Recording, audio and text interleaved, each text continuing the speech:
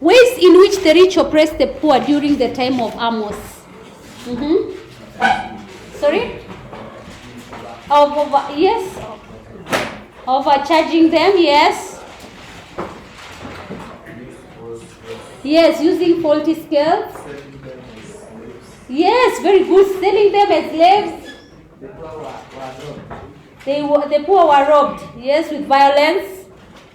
Tell me, how the rich were oppressed. They were also, yes. Yes, they were exploiting the poor.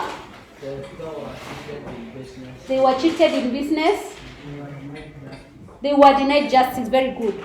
So they were robbed of their food. They were overcharged. They were sold for a piece of silver.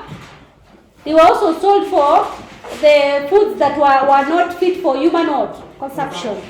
They were cheated in business. They were sold in slavery. Denied justice in law courts.